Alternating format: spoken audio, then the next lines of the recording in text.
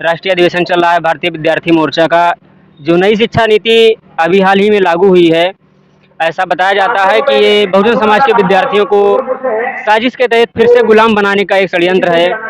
तो साथियों, ये अगर ऐसा है तो ये ठीक नहीं है। 85 में सर आपका स्वागत है। कहाँ से आए हैं? हम बिहार से आए हैं। क्या नाम है सर आपका? मेरा नाम चंदन कुमार है। मैं भारतीय युवा मोर्चा का कार्यकारी अध्यक्ष हूँ। सर किस लिए आए थे यहाँ पे? यहाँ भारतीय विद्यार्थी मोर्चा का 7वां राष्ट्रीय अधिवेशन हो रहा था, इसी के लिए हम लोग यहाँ। सर किस संबंध में हो रहा था यहाँ पर अधिवेशन? ये जो आज हमारे युवाओं के साथ जो शासक वर्ग के द्वारा नई शिक्षा नीति और ईवीएम के इस्तेमाल के जरिए उनके अधिकारों को ख़त्म किया जा रहा है, इसलिए यहाँ पर सभी छात्र और अन्य विंग के जो युवा लोग थे वो सब इकट्ठा हुए थे। तो ये नई शिक्षा नीति आप मानते हैं कि बहुजन विद्यार्थियों के ऊपर निगेटिव इफेक्ट डाल सकती है? देखिए, अगर इसका पृष्ठभूमि देखते हैं तो अगर 2020 से पहले जाते हैं, नई शिक्षा नीति से पहले जाते हैं, तो हमारे विद्यार्थी युवाओं के साथ बहुत तरह का भेदभाव हो चुका है। जैसे कि 2014 में जब नरेंद्र मोदी की सरकार आई तो हमारे 314 आईएएस अफसर तैयार हुए थे, उनको रिजेक्ट कर दिया गया। ये ट्रेनिंग भी हुई थी उनकी ट्रेनिंग भी हो गई थी, उनको ज्वाइनिंग लेटर तक मिल चुका था, फिर भी उसको रिजेक्ट क्रीमी लेयर लगाकर क्रीमी लेयर लगा करके उनको रिजेक्ट कर दिया गया। और आप CMI का रिपोर्ट देख लीजिए। CMI रिपोर्ट कहता है 2017 का कि जिसमें GST और नोटबंदी के माध्यम से 15 लाख नौकरियां खत्म किया गया। अजीम प्रेमजी यूनिवर्सिटी का अलग शोध आया कि 50 लाख नौकरियां खत्म की गई। अभी 2022 में एक और CMI का रिपोर्ट आया जिसमें कहा गया कि 1 करोड़ 40 लाख लगभग नौकरियां भारत में खत्म किया गया। तो जो सरकार इस शर्त पर बना था 2014 में कि हम हर साल 2 करोड़ नौकरियां देंगे, उन्होंने 1.5 करोड़ नौकरियां तो लगभग खत्म कर दिया। संविधान दिवस पर जो है चुनाव आयोग कार्यालय को घेराव करने की बात कही जा रही है, इसमें क्या योगदान रहेगा भारतीय विद्यार्थी मोर्चा? जी देखिए, कहीं ना कहीं ईवीएम के माध्यम से हमारा जो हक अधिकार है उसको खत्म किया जा रहा है। जो हमारे नेता चुन के जाते हैं वो हमारे लिए तो कुछ बोल नहीं रहे हैं, तो वो उन लोगों के लिए और उनको ये दिखाने के लिए जो ईवीएम मशीन उन शासक वर्गों ने रखा हुआ है कि तुम कुछ भी कर लो, हमारा कुछ होने वाला नहीं है इससे, और वो हर तरह का नियम कानून संसद में ला करके बनाते रहते हैं और उसको लागू करते रहते हैं। तो इसके लिए कहीं ना कहीं ईवीएम मशीन जिम्मेवार है, क्योंकि 8 अक्टूबर 2013 को चुनाव आयोग ने सुप्रीम कोर्ट ने कहा था कि ईवीएम से फ्री, फेयर एंड ट्रांसपेरेंट चुनाव नहीं हो सकता है, लेकिन फिर भी शासक वर्गों ने इसे अभी तक लागू कर रखा है। इसको तो हटा देना चाहिए था, लेकिन फिर भी अभी तक इसको यूज किया जा रहा है। ऐसा कहना है वामन मिश्रा। 2004 और 2009 में कांग्रेस ने ईवीएम में घोटाला करके चुनाव जीता और 2014 और 2019 में बीजेपी ने घोटाला करके ईवीएम में चुनाव जीता। इस पर आपका क्या कहना है? तो सबसे पहले ईवीएम को लाने का काम सबसे पहले कांग्रेस ने किया। कांग्रेस के बाद फिर जब ये बात बीजेपी और उन लोगों को पता चला तो फिर उन लोगों के बीच गठबंधन हुआ कि अगर तुम ये 10 साल राज किया तो हमको भी राज करने दो। ईवीएम पर गुप्त समझौता भी हुआ है कांग्रेस बीजेपी का, ऐसा भी मेरे का आरोप है। जी क्या कहना है? जी हाँ, इससे क्या होता है कि जैसे अगर हम देखते हैं कि बीजेपी के सरकार जब आती है तो कांग्रेस के लोग मूव कर जाते हैं बीजेपी की तरफ, और जब कांग्रेस का सरकार आती है तो बीजेपी के मूव कर जाते हैं कांग्रेस की तरफ। तो इस तरह से उनके बीच कहीं ना कहीं साठगांठ है, तो अभी तो ऐसा हो रहा है। जी 100 साल का एग्रीमेंट है सर जी। तो बहुत बहुत धन्यवाद सर बात करने के लिए। में सर क्या नाम है? मेरा नाम भरत कुमार लुढ़ेर है। सर कहाँ से आए हैं सर? मैं भारतीय विद्यार्थी मोर्चा का प्रदेश सचिव उत्तर प्रदेश, मेरा गृह जनपद जालौन है।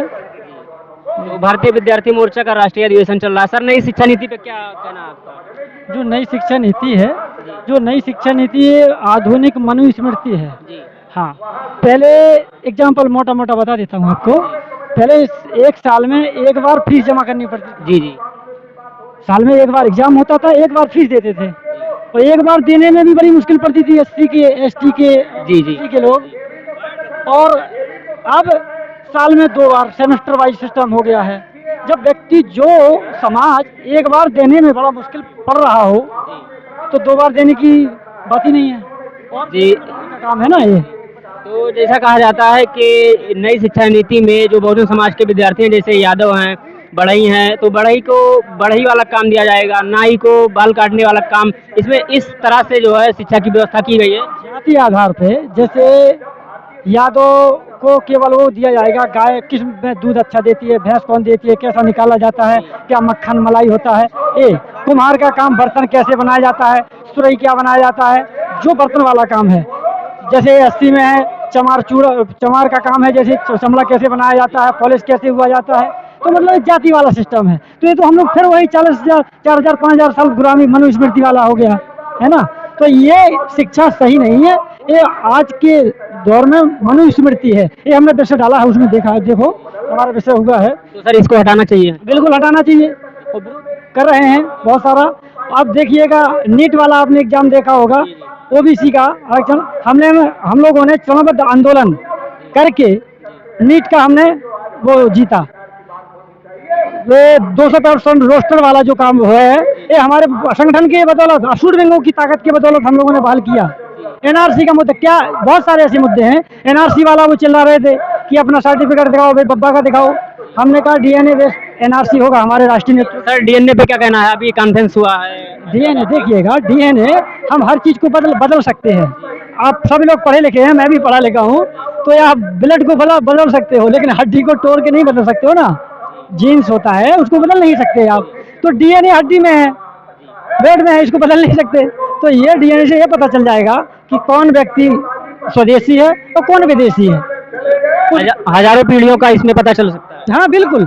आप सुनिए, यदि आपकी किसी की शादी हो गई हो और उसका बच्चा हो, यदि उसको डाउट हो रहा हो अपने बच्चे के विषय में, ये मेरा बच्चा नहीं है, मेरी बीबी शायद ऐसा है, वो अपना है ना इसका डीएनए टेस्ट करवा ले, पिता का पुत्र का, उसका पता चल जाएगा बेटा वास्तविक आपका है या नहीं है।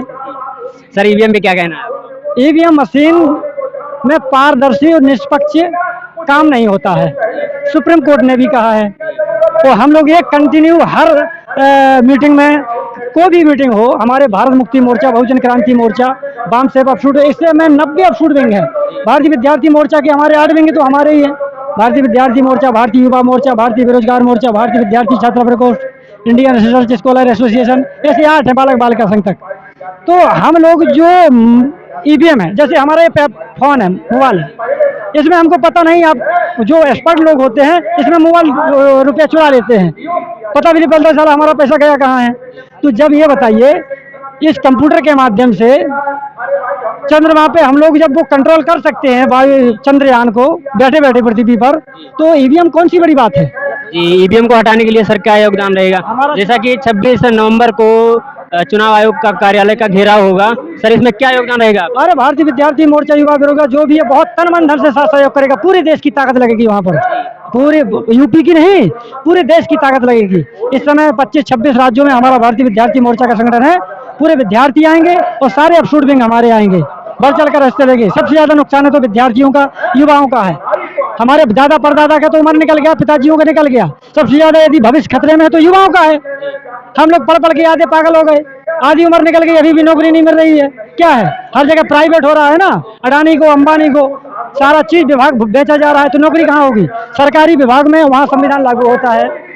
सर ईवीएम से जो है घोटाला करके कांग्रेस 2004 और 2009 में जीती, और बीजेपी जो है 14 और 19 में जीती। बिल्कुल। इस पर क्या कहना है। इनका बीच में मिली भगत का समझ लो, शुद्ध भाषा बोल रहा हूँ मैं। मिली भगत इन लोगों का बीच में, इनका तब वो था कि हम 10 साल आप, 10 साल हम, आप ना मेरी कहो ना मैं आपकी कहूँगा। तो ये सर जो षड्यंत्र है, एक ब्राह्मण जाता है, दूसरी ब्राह्मण आता है, दूसरा जाता पहला आता है। नेसराम साहब हर उस पर बोलते हैं। तो ये सर जो ब्राह्मणवादी विचारधारा है या व्यवस्था है, इसको हम बदलना चाहते हैं। मेन मोटिव हमारा यह उद्देश्य है कि ये जो ब्राह्मणवादी असमानता वाली जो व्यवस्था है, इसको बदलने का हमारा भरपूर प्रयास है कि संविधान के दायरे में रह के काम हो ना। जिसकी संख्या हो, संख्या के अनुपात से अपना लो। ब्राह्मण 3.5% 3.5% लो। ओबीसी का सबसे बड़ा तबका भारत के अंदर, सबसे ज्यादा, जिसकी 1931 से लगा कि अब तक ओबीसी की जाति आधारित जनगणना किसी पार्टी ने, किसी केंद्र सरकार ने नहीं करवा पाई। आज 94 साल हो गया लगभग। आज यदि जनगणना हो जाए तो कम से कम 60 से 65% लगभग उनकी आबादी है, मतलब आधे से अधिक। कुत्ते की, बिल्ली की, गाय की, घोड़े की, सबकी गिनती हो गई। हिजड़ों ने अपनी गिनती करवा ली, लेकिन पिछड़ों ने अभी तक नहीं करवा पाई। और पिछड़ा का बहुत बड़े हमारे प्रधानमंत्री जी हैं, वो कहते हैं अपने आप को पिछड़े हैं। तो पिछड़ा मोर्चा चौधरी विकास पटेल साहब कहते रहते हैं कि मैं ओबीसी का नेतृत्व कर रहा हूं, और वो सबसे ज्यादा हमारी दुर्दशा है। तो SC ST से भी बदतर जिंदगी उनकी ओबीसी की है। क्या नाम है। मेरा नाम मदन कश्यप है, भारतीय युवा मोर्चा का प्रदेश कोषाध्यक्ष हूँ। सर किस लिए आए हैं आप। यहाँ भारतीय विद्यार्थी मोर्चा, भारतीय युवा मोर्चा, भारतीय बेरोजगार मोर्चा इंडियन रिसर्च स्कॉलर एसोसिएशन, भारतीय विद्यार्थी छात्रावास संघ, ऐसे बहुत सारे आठ ऑफशूट संगठन हैं। उनका आज संयुक्त राष्ट्र अधिवेशन 7वां होने जा रहा है गोरखपुर में। उसको संपन्न कराने के लिए विधिवत हमारे पश्चिमांचल से हमारे काफ़ी संख्या में लोग आए हैं, पूरे देश भर से लोग आए हैं। सर MN85 पे आपका स्वागत है, क्या नाम है? सर मेरा नाम आकाश गौतम है। मैं भारतीय विद्यार्थी मोर्चा का जिला महासचिव अयोध्या साकेत से हूँ। सर हम लोग यहाँ अयोध्या गोरखपुर में सत्यम महिला हॉल है। इसमें हम लोग भारतीय विद्यार्थी मोर्चा, भारतीय युवा बेरोजगार मोर्चा, भारतीय विद्यार्थी छात्रावास संघ, भारतीय विद्यार्थी छात्रा प्रकोष्ठ, इंडियन रिसर्च स्कॉलर एसोसिएशन में आए हुए हैं और हम लोग यहाँ अपना कार्यक्रम कर रहे हैं। कैसा कार्यक्रम है यहाँ पर? यहाँ पे भारतीय विद्यार्थी मोर्चा कार्यक्रम है। यहाँ पे लोगों को अपने समाज के विद्यार्थियों को नई शिक्षा नीति, ऐसे शिक्षा से संबंधित क्षेत्र में लोगों को समझाने और जागरूक करने का कार्यक्रम चल रहा है। भारतीय विद्यार्थी मोर्चा नई शिक्षा नीति पे क्या कहना है आपका? सर ये नई शिक्षा नीति जो है ये आधुनिक मनुस्मृति का काम कर रही है। इस पर हम लोग इसका हम विरोध करेंगे और लगातार हम लोग का अलग अलग जगहों पे सम्मेलन कार्यक्रम हो रहा है अपने विद्यार्थियों को जगाने के लिए। जैसा कि 26 नवंबर को जो है चुनाव आयोग कार्यालय का घेराव करना है, विद्यार्थी मोर्चा का इसमें क्या योगदान रहेगा? सर इसमें हम लोग तैयारी कर रहे हैं, जगह जगह कार्यक्रम लगा रहे हैं, गांव में गली गली में जाकर हम लोग इसका प्रचार कर रहे हैं और हम लोग इसका पूरी तरह से विरोध करेंगे। सब विद्यार्थी एकजुट होंगे। बहुत बहुत धन्यवाद सर बात करने के लिए।